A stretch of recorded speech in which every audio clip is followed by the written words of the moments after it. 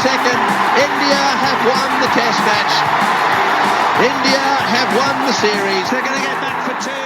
India home. Hello and welcome to a new episode of the 81 All Out podcast. This is your host, Siddhartha Vaidyanathan, and I'm joined today by the regular crew, Mahesh, Ashoka, and Kartikeya. All their handles will be linked. Kartikeya posts a Substack regularly, which you should all read. Kartikeya also occasionally writes articles for ESPN Cricinfo, so I'll link all that. We are here to discuss the fifth test that ended between India and England today, the fifth test at Dharamshala. India won by a small margin of an innings and 64 runs, which actually, jokes apart, looks like a small margin when you consider the Rajkot victory that happened, which was by some massive margin of close to 500 runs. Anyway, India won the series 4-1.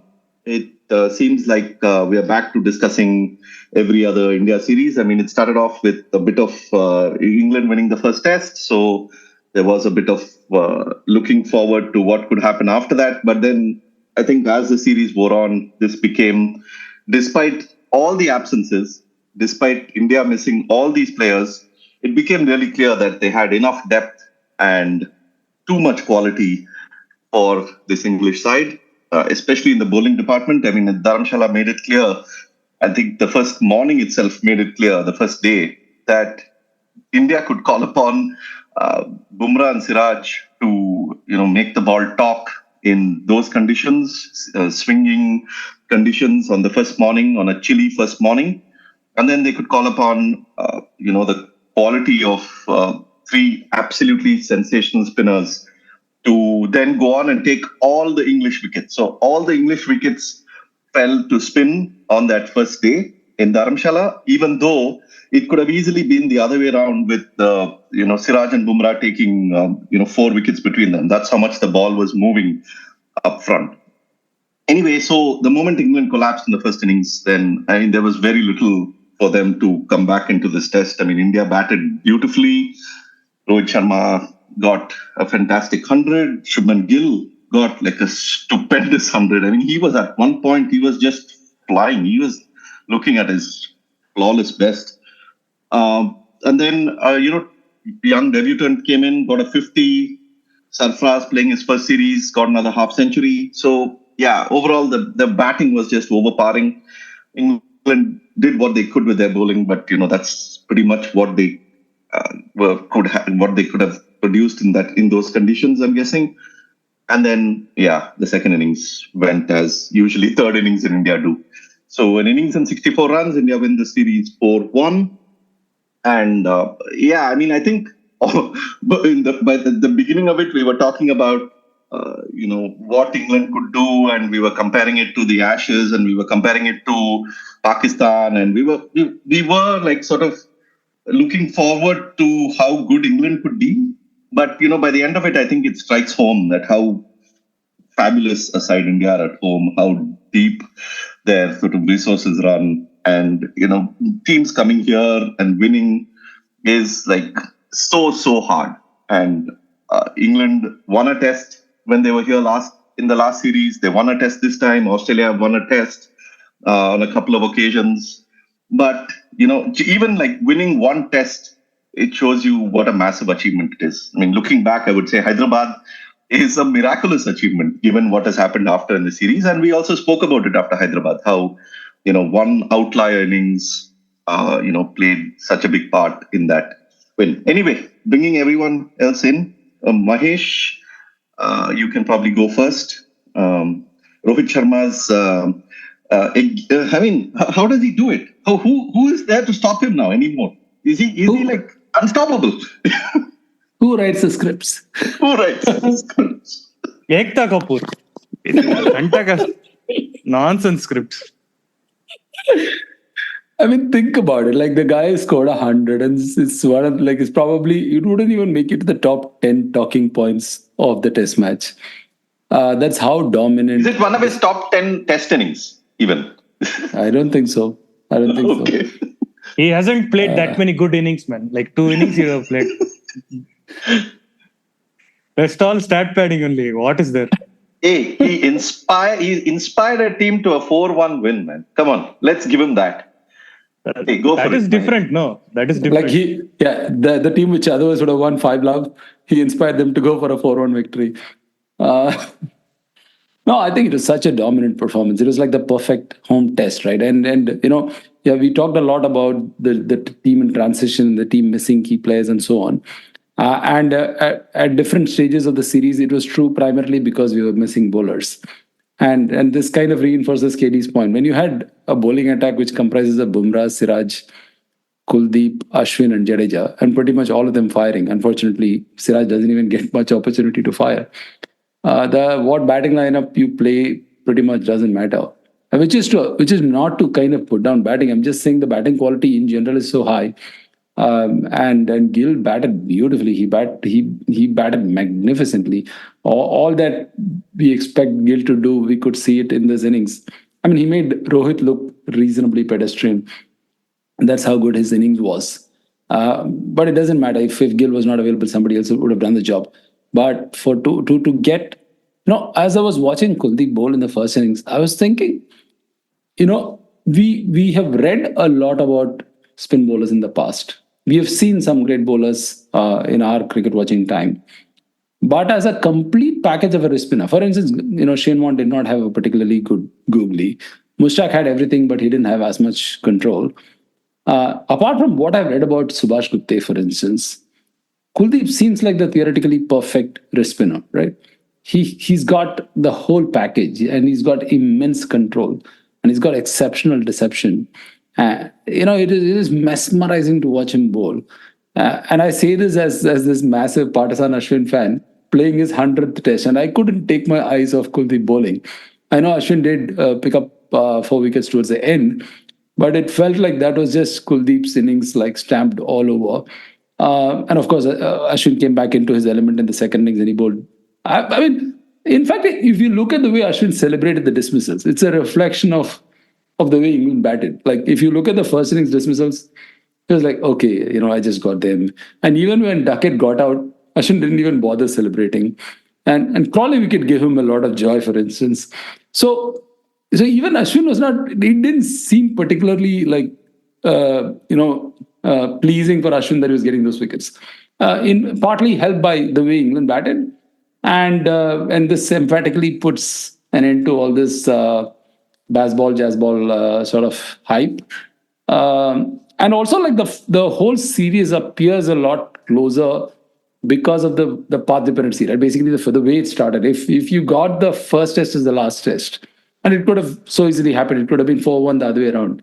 And it would have seemed like a dead rubber victory for England. And that itself was a very close win. If anything, if you argue that England missed its chance, it's probably the Ranchi test. That's probably a test that they shouldn't have lost. And given the fact that they won a toss, a very important toss, which had such a decisive sort of advantage, and they put up a decent first innings total, then they got India in trouble and still not be able to close it out. That's probably the biggest miss. In fact, Hyderabad was a bit of a lottery that they won. So in the end, the better team won, and the better team was much better. And as KD would certainly point out, England certainly didn't help themselves to compete the best that they could in India. The one thing about the first test victories, though, I mean, England won the first test in this series. They won the first test in the last series. Australia won the first test in 2017. And the other test they won was in the middle of the series. But again, that was on a lottery pitch. But I think it makes that first test is probably where teams have a very good chance of winning if the conditions suit them. And I think the fact that in Hyderabad, things came together like really well for them, and then they got this like once in a lifetime innings, and this Oli Pope, who after that in the series itself he has looked nowhere close to scoring even like 20, leave alone 196. I mean, where that came from, like, we will only marvel at that going forward in the future. But I think the first test is I don't think that teams can necessarily win the fourth or fifth test in a 5-test series in India, because India quickly also figures out how to play them, and also figures out they also get better much as the series progresses. which I think we need to make the distinction that it's not like, okay, like Kusal Perera playing the way he batted is credit to him, right? Sure, he's not going to repeat that too often, but it's credit to him. But in this case, I think there's not much of a difference. He looked equally mediocre there as well, and he got away with a lot. I mean, like the same shot that he got out to, which was an atrocious shot against Ashwin. He got away with a lot of those shots in Hyderabad. Yeah, fair enough. I mean, I think it's a combination. I mean, he was extraordinarily lucky, as we mentioned after that test as well. And as Kartikeya has repeatedly written about and mentioned also.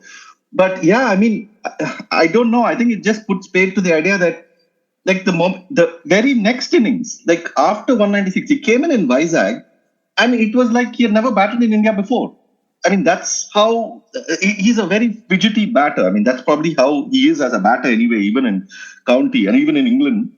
But it's little odd. Like you would. I mean, even Steve Smith is fidgety, but I mean, like even Azhar Hussain says this, but I don't buy too much into it. I mean, fidgety is your observation of the way he looks at the crease, but he's a very poor player of spin. I mean, he can look fidgety in England and score a double hundred, right? But he's just a very mediocre player of spin. Yeah, but and also when Steve Smith plays the ball, like the moment he's playing the ball, he's not fidgety. He's fidgety in around that time, like in before and after that time. Oli Pope is fidgety when he's playing the ball. So that is, yeah, fair enough. He's a bad player of spin. Or that's fair enough. Ashoka, Om Shanti to all baseball fans. Baseball. We have to. Baseball. Don't go after baseball fans, man. What? Hey, what no. Did? I know what baseball is, but my gurus Vase and Ifi call it baseball, so I'm also calling it baseball from. So Om Shanti to all those fans. But the most important thing that KD pointed out is the one stat that I was looking for, apart from all this, right? Apart from the entire Test series, that now India have won as many tests in their entire history as they have lost, which means their win-loss ratio is now 1, which is a unique thing, something that is happening for the first time ever. So I was watching for it. I was telling you guys also, I think, on the chats that if India win this series by a difference of 3 tests, that will happen. So that has happened. So a little bit happy about it.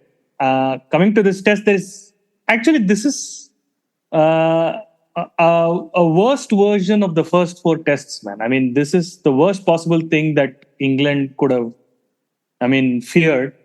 And all their fears came true in the last test, that their batting collapsed, their bowling gave away runs, and then the batting collapsed again. So, and the worst part is that they feared that this would happen on a turner. And this pitch was nowhere near a turner, man. This was still till the last hit, Joe Root was playing, proper percentage cricket, and he was able to score runs. The point is that he was able to, negotiate the spin from, or let's say he was able to pick the spinners from Jadeja, Ashwin, and Kuldeep to a fair degree. So compared to the others, Stokes all through the series, I thought he couldn't pick Kuldeep. I thought even Bairstow had a huge problem. He couldn't pick Kuldeep. Oli Pope couldn't pick anybody. He has a problem against spin. As you guys said, I don't think he's very good.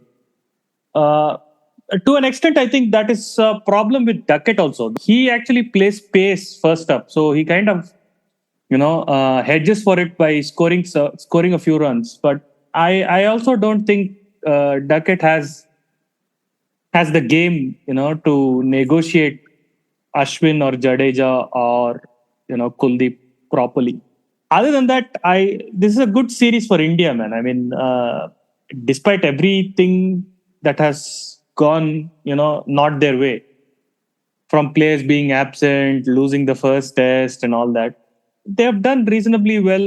The bets they took all worked out. They relied heavily on Bumrah for the first 2 tests. That second test, I think that was a man of the series performance. That one spell alone, they should give him the man of the series, is what I thought. even otherwise, I think he is the man of the series. I mean, even in this test, the first 1.5 hours, Siraj and Bumrah, the way they were bowling, the others in another day, in another setting, they would have gotten 7 wickets among themselves in that 1.5 hours itself. These guys were wafting at everything. They were missing so many stuff. Duckett and Crawley. That 64 for no loss was like, I mean, amazing. At one point, I was telling you guys, right? I was watching cricket for that. Both guys were having some 57% control and 70% control. So yeah, actually, there was a test in Christchurch that's going on, right, between Australia and New Zealand. And it was actually very similar to see the Australian bowlers bowling against New Zealand and India's bowlers that first morning bowling against England because of the conditions and the way they were troubling the bat and moving the ball. And yeah, they could have easily got bowled England out in quick time with that kind of bowling. Yeah. Yeah. So anyway, then, I mean, Kuldeep is one thing that I have to mention, that in this test, the first innings, I think he deserved to be the man of the match for this match. And I think he was also one of the man of the series contenders, not just with the bat, I mean, ball. He actually batted well, man. Granted, he was facing Bashir a lot, Hartley a lot, sometimes even Joe Root. Granted, Shuka, but Shuka, you had one job in this podcast, which is to be the flag bearer of all things Ashwin, and he's the highest wicket taker for the series.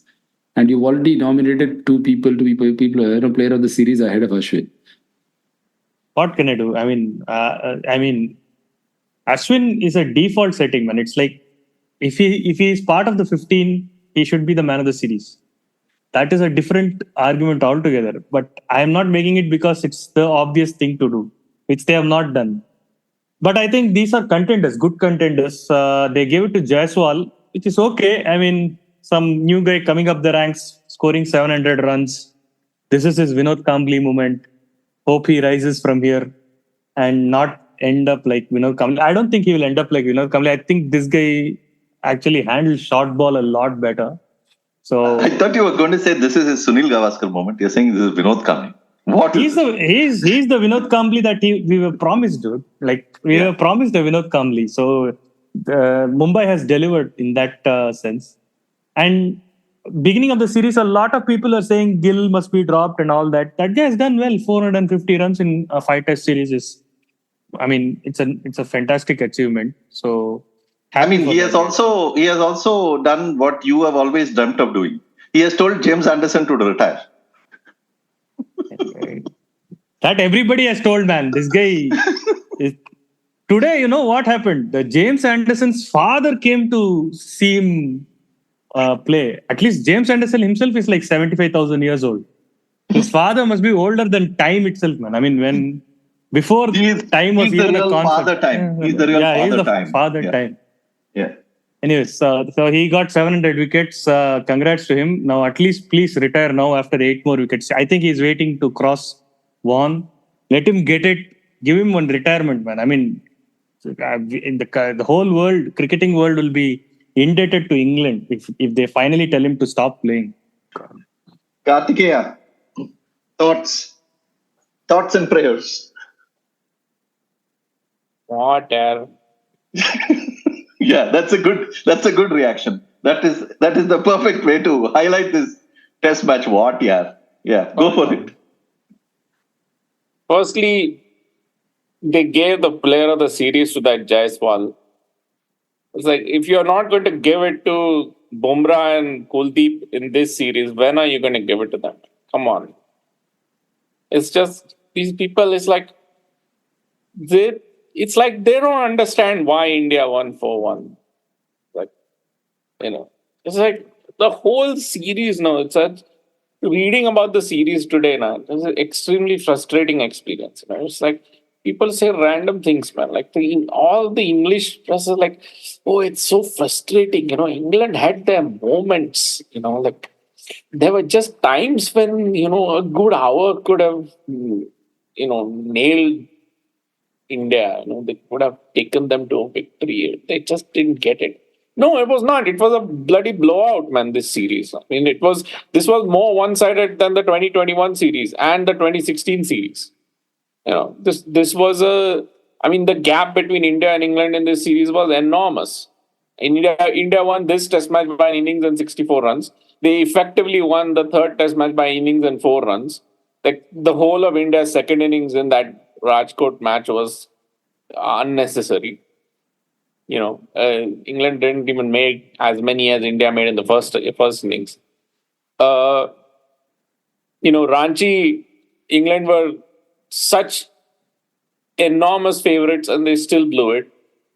Hyderabad, England fluked it after conceding a 190-run first innings lead. No, this was a hammering. This was a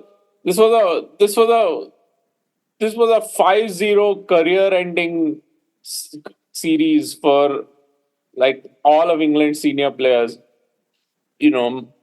Disguised as a 4-1 series in which everyone is praising Bazball. It's not serious, man. England didn't come with any bowling this time. It's like they decided that they didn't even want to pick any bowling. It's like Shoaib Bashir, poor guy, he bowled 169 overs in 3 test matches, man. It's also, the reverse is also true, right? Just as people are saying England had their moments, this, that. I mean, India had their moments to win 5-0. No, like they had a huge opportunity to win. They were 28 runs. They were 28 runs away from a 5-0 victory. That's all. Yeah, and first test was a 190-run lead. I mean, how many tests do India lose after taking a 190-run lead? So what about that? Why talk both ways? No, I mean, I can understand you're saying England could have won one more test after fluking one, but then also say India could have won 5-0. So at least balance it out. Yeah, but that's not the point. No, the point is that England just didn't have the quality to sustain the threat. No, I mean, it's not that they were playing well and then they started playing badly. They were playing badly all the time. I mean, it's like, and I mean, if you're going to say that England conceded 445 in the first innings and then reached 200 for 2. And this is somehow a winning position for England or a potentially winning position for England. It's not, yeah. They're 240 runs behind. I mean, 240 is a lot of runs in a test match. I mean, in the second test match, for instance, England were chasing 400 in the 4th innings. I mean, that wicket didn't even break, and even then they lost by 106 runs. I mean, it's like they've been hammered, man, in all five test matches. I mean, except for that Pope's 196, they had nothing to show. Not a single second thing that they've done in this series is like made a dent on the series. That's how bad they've been. I mean, James Anderson is bowling 15% of England's overs in a 4-man attack. It's just not serious, man. I mean, they just didn't come here to compete. I mean, it's amazing to think that that's the case, but that's what the record shows. Like, England came to India with basically 2 spinners who had never bowled before, and 2 other spinners, one of whom had barely bowled before. They had gone to Pakistan last year.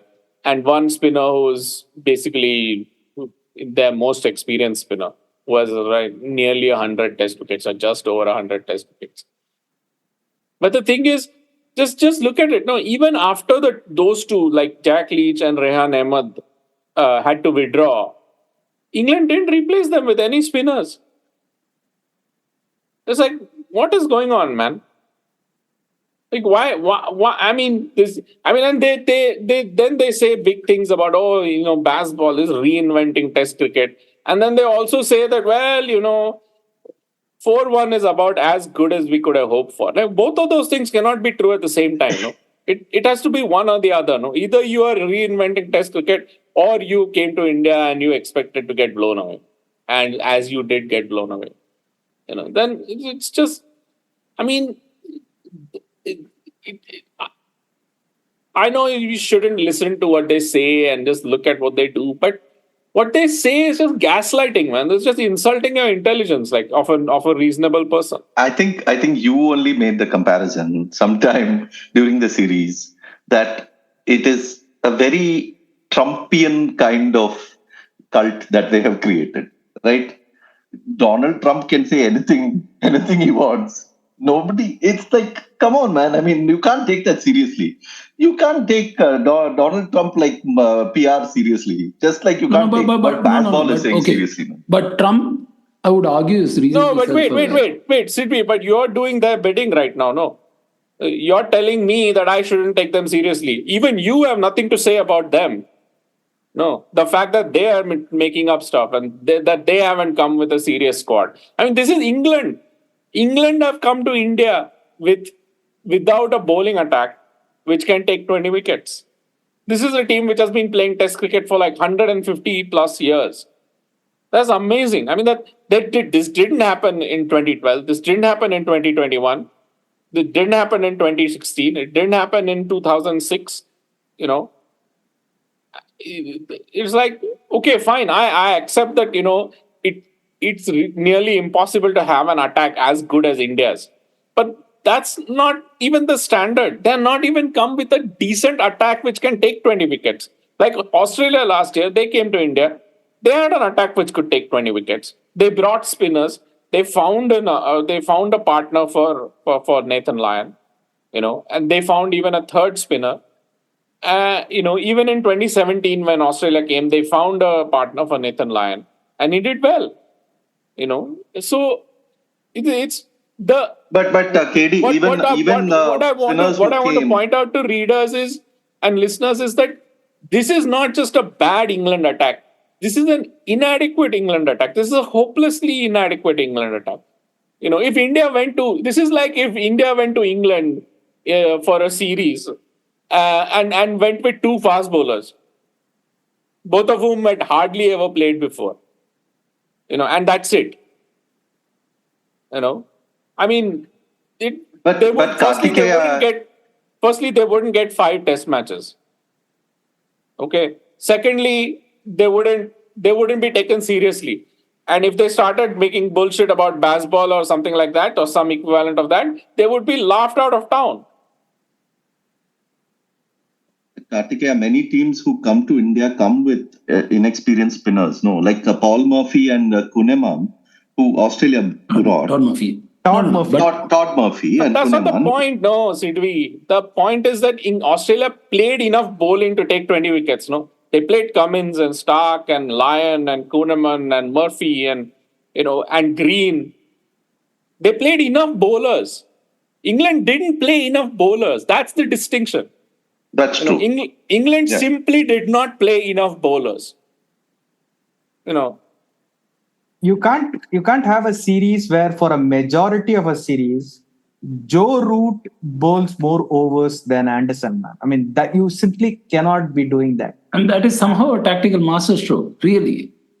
I don't even want to get into what commentators talk about Stokes and what the media talks about Stokes, but this is what happened. And this is not a viable strategy this becomes so apparent when you watch it. No, let's go back to the second test where India make 399, okay, and 390 something. And out of that, 200 is made by Jaiswal. So already the rest of their batters, we know that Patidar or Shrikar Bharat, they all make unforced errors. So they are in a bit of a trouble. They possibly underscored. And then England, Bumrah has that great spell. England are bundled out for 250. Now they are 140 behind, okay? And then Anderson bowls, takes out Rohit and Jaiswal. So India are 30 for 2. They are not decisively ahead. And then Shreyas Iyer and Gill are batting. And Shreyas Iyer is backing away to Jimmy Anderson and trying to hit a short ball behind the bowler, straight back. And he gets an underedge and the ball rolls over to the keeper. He could have been bowled. It could have looked very ugly. Clearly, these guys are having trouble and Gill is kind of, nearly playing and missing Anderson. So this is the situation. It is 30 for 2, remember. It could have been 40 for 3, 54 for 4 had Anderson bowled 2 more overs. Stokes takes Anderson out, and then Bashir and Hartley come and bowl 1 full toss every over to these 2 batsmen, to Shreyas Iyer and Shubman Gill. Shubman Gill goes on to make 100. India makes 250. The target is 399. It could have been, India could have made 140 all out if Anderson had bowled 3 more overs. If Anderson had taken 2 more wickets, the next batsman is Patidar, after that Bharat, and then Aksar. You didn't have Jadeja. You didn't have this Jorel or Sarfaraz. You had none of those people. If Stokes was the messiah of English cricket, he should have kept Anderson on for at least 3 more overs and Wood on for 3 more overs. Or in that test, if Robinson was playing, he could have kept Robinson on for 3 more overs. He didn't. Why? That is the question. No, so that question, who is asking? I mean, English media is not asking. The so-called experts who are talking about or writing on English cricket, they are writing a piece, on each aspects of English cricket in popular cricket outlets. They are not writing about this. What's going on, dude? I mean, the context is, this is after their miraculous victory. If you are into that whole body language theory, they are on a high. India is like cowering with fear. This is the right up their alley. Now bowl your best bowler. No, when the batsman is uncomfortable facing him, bowl that. No, take wickets. No, that is the problem. That is the way. No, they're still celebrating his 700 wickets. Even after all this, the focus is on. I was just looking at. After KD told me, was talking about the last 3 series. Forget the last 3 series. Even if you go to the 2001 series, look at the number of overs that someone like Matthew Hook had bowled. Hook had bowled 32 overs and 28 overs. He bowled almost as much as the spinners. In fact, in some cases, he bowled way more than Richard Dawson, who was not bowling well. Now, irrespective of how Bashir and Hartley were bowling, they kept on bowling. Anderson did not even share the workload, even though he was bowling all right. And he was only, and in that England in 2001 played all-rounders. I mean, Andrew Flintoff bowled 34 overs. Plus, Craig White bowled 25 overs in Mohali. I'm saying they played 5 bowlers, and all of them shared the workload. And when the spinner was bowling or not bowling well, they were willing to give the fast bowlers an extended sort of spell.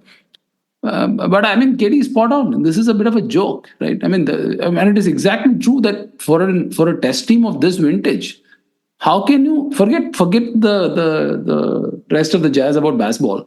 Just a legit test team coming here and being presented with so many opportunities. I was just thinking, if the previous Australian tour that happened, if they were presented with the same sort of opportunities that this English team was, in terms of a transitioning team and a lottery wicket plus losing a critical toss and so on, they would have made something out of it, right? At the very least, they would have taken a very serious jab at. What this does to the Indian batter is that they now know that if Anderson comes to bowl, if Wood comes to bowl, if Robinson comes to bowl, they're going to only last 4 overs. You can just play them off or, be cautious against them. Then you're going to get 1 full toss every over, man, with Bashir and Hartley. Then, make your runs. And they had India, I mean, Kohli was not there. Pant is not there. Shreyas Iyer is injured. He's not able to bat more than 30 balls. KL Rahul gets injured.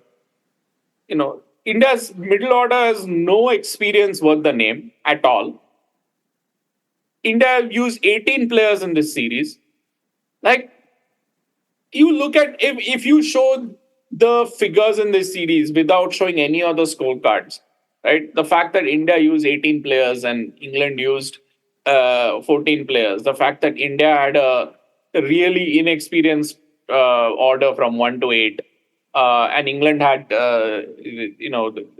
everybody from 1 to 8 in England's lineup had played at least 40 tests except for Duckett. If you say all that, they're all going to think that England will score more runs than India. And like the emblematic thing like this, Ben Stokes in this test match, for instance, you're trying to tell me that he was okay to bowl after lunch on day 2, but not on the morning of day 2. I mean, who is kidding here? I mean, come on. I mean, Granted, nobody here is a test bowler, but I mean, come on, we are not born yesterday, man. He could have bowled in the morning, no? He could have even bowled in the evening. He came into bowl at 1 for 264. Okay, he bowled a 5-over spell. It was an okay spell. He got a wicket. He got the ball to misbehave on the pitch. Ball so of on the and so series, forth. man. What are you saying? He got all that. But then he never bowled again. The last over he bowled was the 70th over of India's innings. The first over he bowled was the 62nd over of India's innings. The innings lasted 124 overs. This is the sort of thing which invites all the usual psychobabble, that England were beaten in the mind and so on and so forth. But the way England have approached this series, it's a complete joke, man. They're not played enough bowling. They're not even picked enough bowling from the squad that they've got. They ignored one bowler for the first 3 test matches. They picked him for the 4th test match. They bowled him for 13 overs and then ignored him entirely. And they said he was undercooked. But, whose fault is that?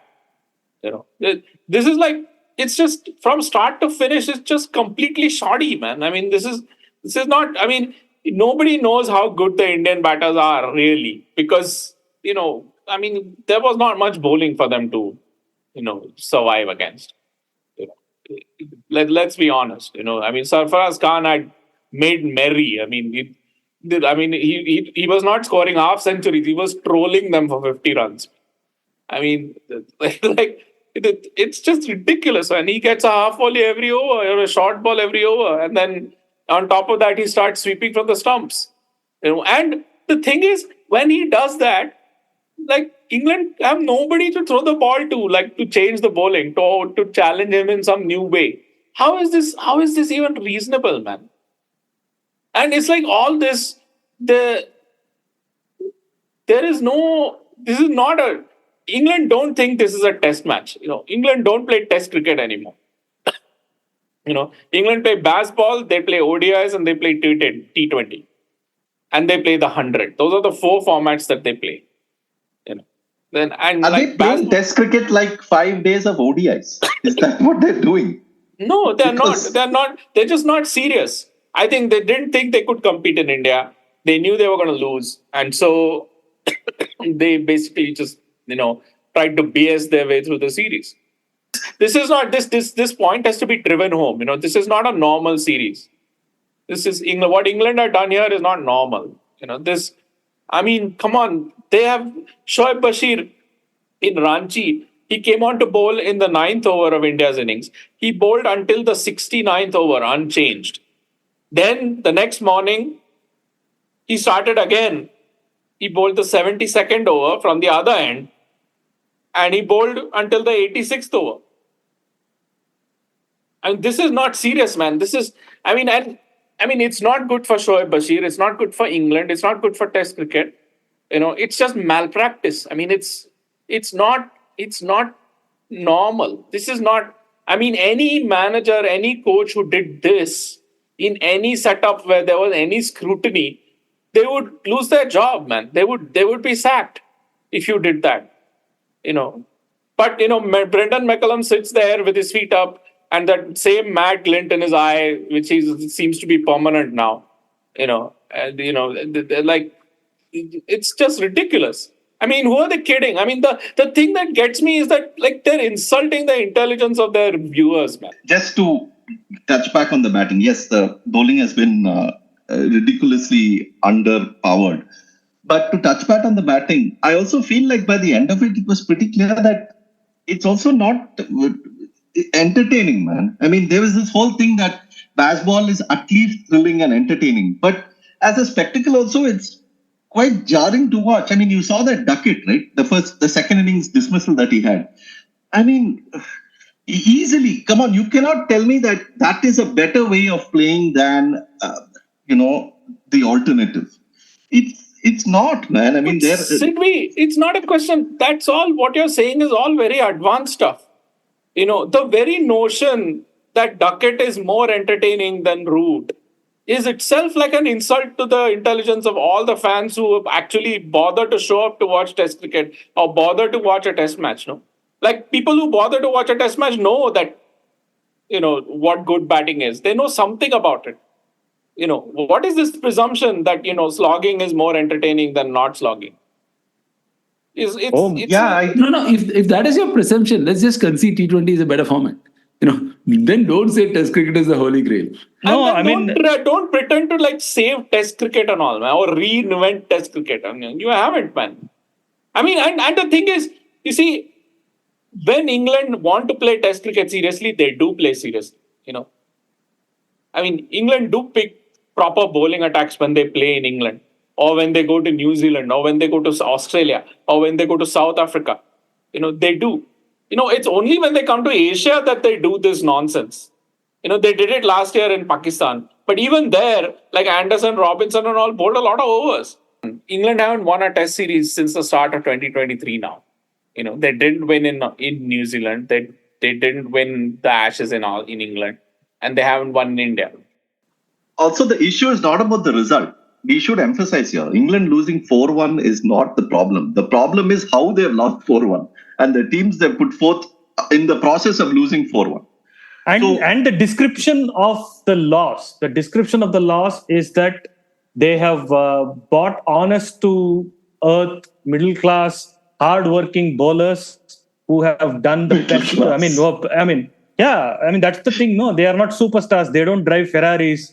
These are all down-to-earth chaps who roll their arm over. They did their job honestly from 9 to 5. But they couldn't, they did the best they could. But these batters, they failed. They couldn't withstand the might of the Indian bowling and all that. I would have been happier if they bought a pace-heavy attack to India. We are going to restrict the flow of runs. We are going to be extremely negative. We are going to bowl, a little bit short. We are going to test your debutants. We know that your main batters are not playing. We are going to bowl short, however taxing that may be. We are going to do it. Or we are going to bowl wide outside off and see if your IPL youngsters will take the bait. If they had done that, and whatever the results may have been, then that is innovative thinking. Okay, you don't have a Shane Warne at your disposal. You don't have even a Graeme Swann at your disposal. Therefore, you bought your pacers. You backed your strength. You played 5 tests. Whatever the results may be, we agree that that's a strategy. That's not an optimal strategy, but that's a strategy. This is not, you can't pick bowlers who bowl like 8 or 9 or 10 or 20 county matches in England who have never been to the subcontinent, take them to UAE for 2 weeks or 3 weeks or however long, make them practice there and then come to a 5 test match series. That is not the way you do it, no. The thing is, India goes to England. Imagine, okay, the situation. India goes to England. Root, Bairstow and Stokes are missing the series because of injury. England's second best seamer is missing the series. And then India go and lose 4-1 there. And in the final test, Rohit Sharma comes on to bowl and gets a wicket. And the whole thing, everybody is talking about that particular over and that particular wicket and how it could have been. Come on, man. This is a bizarre and ridiculous situation. Why are you even... what is the level of delusion you have to be praising Ben Stokes after he's had one of the worst series with the bat against an under-par Indian team? And losing 4-1? Yes, you were still being hailed as this great messiah of English cricket. At least, nothing against Stokes, all right? He's a great cricketer. And cricketers have bad series all the time. But come on, man. You can't just get into such a level of cultism that you forget basic stuff. Sorry, I will make one case for captaincy Kartikeya here, since this is your favorite topic. If you bring up Rohit Sharma, I'm going to edit it out. Listen. Away. Bumrah was stepping in as captain for Rohit Sharma, and look at the 2 DRS reviews. So schoolboyish. Under Rohit Sharma, it would have never happened. This happened a lot of times under. What do you mean? Rohit Sharma, Sarfraz Khan is begging him. He's saying, I heard the edge. Fellow is not reviewing. What? Then? No, that is, the type 2 error is possible, but type 1 error is never going to happen under Rohit. Oh, interesting. This guy is starting another cult right in this podcast, man. No. But actually, to be serious, there are enough. Like, come on, man. I mean, the way Ian Chappell talks about captaincy. Okay, I mean, you can agree or disagree with anything he says, but he does not go all out mad about either praising or criticizing. No. See, I think even Karthikeya has mentioned this before, right? There are people who are better readers of the game than others. There are people who could be better captains than others, just like there are batsmen who are better than others. But it doesn't really influence the result too much. That's the point. I mean, there are good fielders, there are great fielders, but it's not the better catching team somehow has a higher probability of winning because the basic level of catching in Test cricket is pretty high. That's the point. The point is not that one can't be a greater captain than the other. It's just that it doesn't add up too much to the advantage. I mean, when are we going to talk about the main issue or the main thing of this Test match? 100th Test match for Ashwin. 517 wickets. Sorry, you wickets. have no right. You have no right to talk about Ashwin now. Why? In your first initial sort of response, you are saying Bumrah is a candidate for player of the series. Kuldeep is a candidate for player of the series. I said candidate, man. I didn't say they should win. Dude, Ashwin should have taken voluntary leave from this series, gone and played for Tamil Nadu against Mumbai, made them enter the Ranji Trophy final, and then come back and played. So that would have been a far better use of Ashwin. No. Ashwin is more important for India. I mean, players who are useless in the Indian setup, like Rohit Sharma and the other batters, they could have gone and played Ranji. Is what my thinking is. Like Ashwin is very essential. Listen, that goes against the narrative because even without Rohit Sharma, that Mumbai did defeat Tamil Nadu. There was this interesting segment that Atherton and Hussain did on Sky Sports. They spoke to Joe Root and they asked Joe Root about comparing and contrasting Ashwin and Nathan Lyon.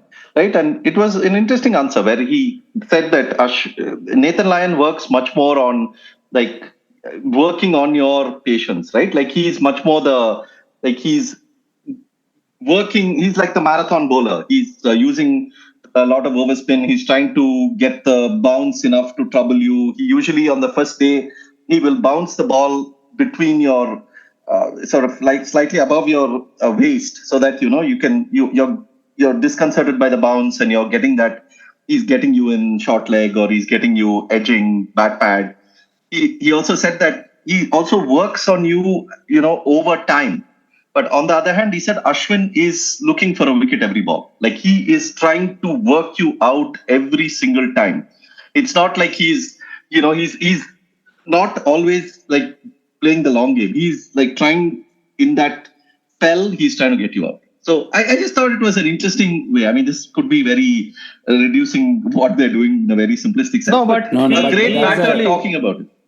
No, he actually mentioned something that KD was also pointing out during the test, about Ashwin's drift, how Ashwin with his drift, he tries to get the batter out of whatever position that they might eventually get in. That is something that is interesting that Root picked it up. And I mean, he's a great batsman and the analysts tell him all these things. Really? You think it's amazing that Joe Root picked up something that even I observed? No, it's good he mentioned it is what he's saying. Player, man. Joe Root I'm saying it, he mentions it. No, in the last 80 years.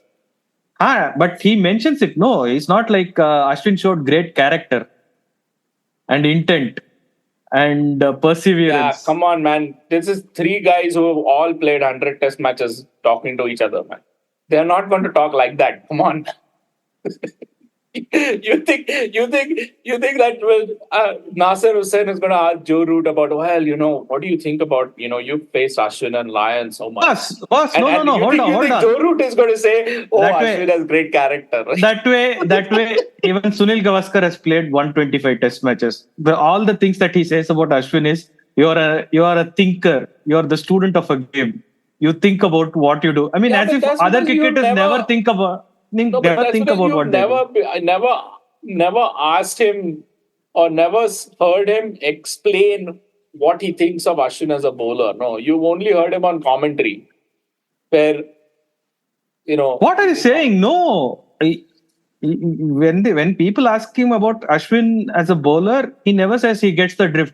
He says he's a student of the game. What does student of the game mean, man? What the hell is this? He's a thinker. I'm also a student of the game. Everybody. I mean, this is like ridiculous, dude. I mean, I am not a student of the game. I am just auditing.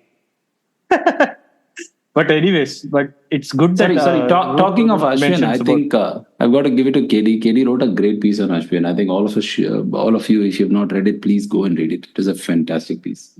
KK also wrote a good piece. I'll Yeah. link both of those. There are a lot of good pieces on Ashwin. Huh? Lot and all, I don't know. Yeah, few maybe. Lot means more than two. Yeah, okay. I'm glad you defined it. Sorry, Siddhi, on your Two point. is the minimum to have like more than like plural number of like to say pieces. Lot No, means man, I you mean- can have more than two. Like if you have three, Yeah. then it's lot. Yeah. Okay, three. We have three. No, on your point about Nazir Hussain saying that Ashwin is always trying to get you out, but that's always a very tricky territory. Not right? Nasir Hussain, Joe Root. Oh, sorry, Joe Root. That's always a very tricky territory, right? Sometimes you're like I mean, Shardul Thakur also technically wants you to get out of every ball. I'm saying sometimes that's held against a bowler saying, oh, he's restless and impatient and he is looking to get a dismissal every ball. And you should be patient and you should be relentless with your length and wait for things to happen. So, and I get what they're saying. I'm just saying, like, to look at it simply like that can be sometimes misleading. I mean, of course, Root is talking from his perspective, and he's operating at a different level, right? He's basically assuming you understand the 95, first 95. I'm only explaining the last 5, but it's not. I'm just saying it's a lot more complex than that. It's not like, I mean, Ashwin is also working on something and he's also quite patient, except that he just has a lot more things up his sleeves and he can work on a lot of things. It's not like, I mean, I'm sure if Lion had the variety that Ashwin had, he would also be pretty much bowling the same way. No, and also Root can only talk about his personal experience of playing, right? I mean, Ashwin will probably bowling totally differently to if you talk to a Steve Smith or if you talk to someone else. I mean, I'm saying Joe Root cannot speak for all the batters out there who Ashwin bowls to. Oh, I think No, that is true. And also Root is I think Joe Root can describe what Ashwin does better than pretty much anybody else. You know, same as Steve Smith can describe everything that Ashwin does pretty much better than anybody else. Because they are not just watching him bowl to them, no. They are watching him bowl to everybody. They are watching video, they are studying, they're thinking about what he's doing. I mean, the same with Jasprit Bumrah, the same with Pat Cummins, the same with all these great bowlers. You know, Joe Root could probably tell you list all of Ashwin's variations. And he could tell you chapter and verse of all the variations of Ashwin's bowls. You know, when he gets the ball to drift, when he gets the ball to dip, when he bowls more overspin, when he bowls with a parallel seam, when he bowls the carom, you know, what he's thinking, what he's trying to do, so on and so forth. He could write like a textbook on Ashwin. I'm pretty sure. For that matter, I think even Ollie Pope could write that textbook on Ashwin. You know, but the point is that however badly or well they fare against Ashwin, that's besides the point. You know, that they all understand or think about what he's trying to do. I mean, the point is that Ashwin is not Ashwin because people don't know what he's going to do. Okay, Ashwin is Ashwin because people know exactly what he's going to do and everything that he's going to do, and they still don't survive. Okay, so it's not a we have these obsessions, you know, with moments in test matches and mystery in a bowler, you know, like it you know, I mean, cricket is not pulling a fast one over the opposition, man. It is like extreme skill, man. It is extreme, you know, it is. You know, it's like Kumble said, you know, like, yeah, they picked the googly, but they still have to play it. You know, that's what it is. You know? Now, occasionally you get like a situation where I don't think Ben Stokes is picking Kuldeep Yadav from the hand at all. You know, and I'm pretty sure he's trying. I'm pretty sure he's like looking at video, he's trying, he's looking, studying, but he's still not mastered picking Kuldeep Yadav. And sadly for him, he doesn't seem to survive long enough in the middle, because it's not like there are easy bowlers who he can play and milk and get in against before he gets to face Kuldeep Yadav. No, I mean he's always. I mean Ben Stokes is at a particular disadvantage against India and India because he has a problem against Ashwin because he doesn't pick Ashwin straight one and he doesn't pick Kuldeep Yadav's googly. And that's a really bad position for a batter to be in against any team. When you have two bowlers who you're not reading at all, you have a problem. And then you have Bumrah, right? And then you have like Jasprit Bumrah. It's not like there's anybody who's going to give you sighters. No, but that's how the game works. No, the point is if you have an Ajanta Mendes, for instance, Mendes pre-video could have been a more successful bowler, but post-video analysis, he was found out pretty soon.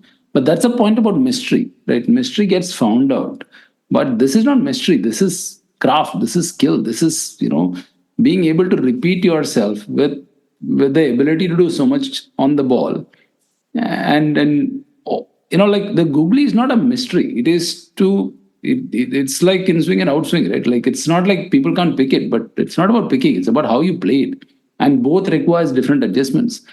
And the more I watch Kuldeep, the more part of the reason why Kuldeep is also so unique and so exciting to watch is it's like we've seen great leg spinners, right arm leg spinners in the past, but it's very rare to see left arm wrist spinners of this quality. First of all, that species itself is very rare.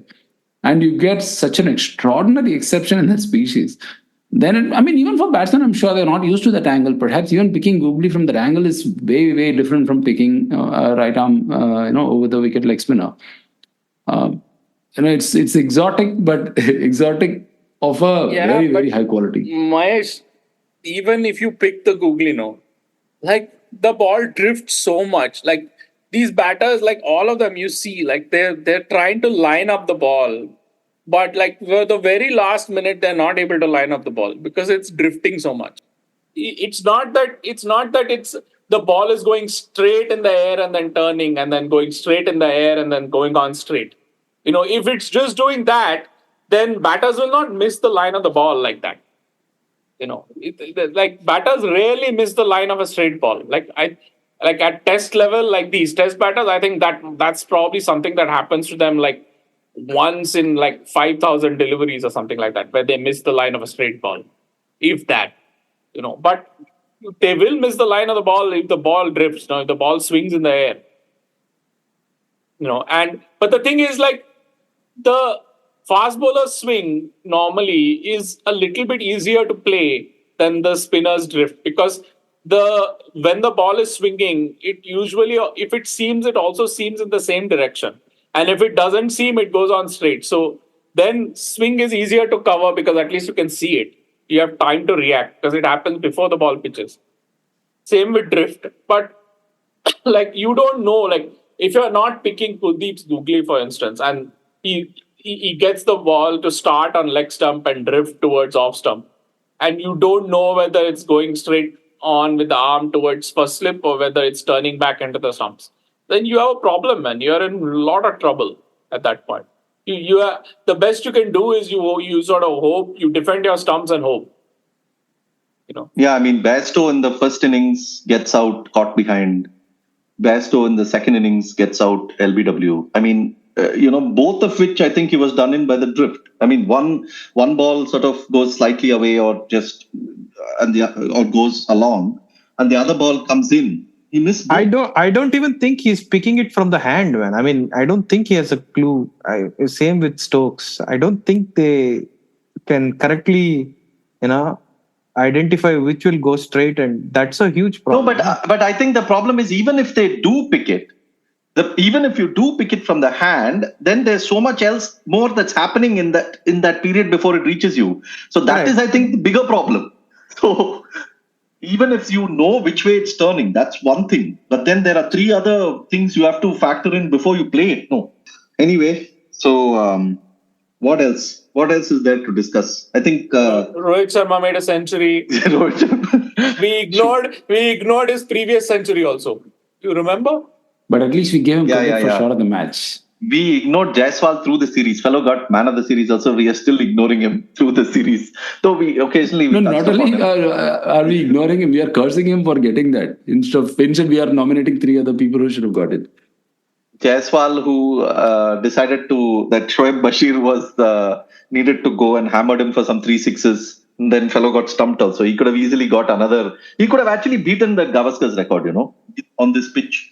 So I thought he was going to get another 150 or something and beat that record.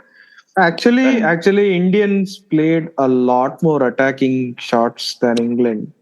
So consequently, they played a lot better. I wouldn't say a lot more. They took the leaf out of the Bazball book. I think Himanesh put a tweet about that, right? I mean, that table explains everything. Yeah, and then therefore it is logical that a lot of people who should have gotten hundreds got out in 50s. Like Sarfaraz, couple of 50s could have turned into hundreds also.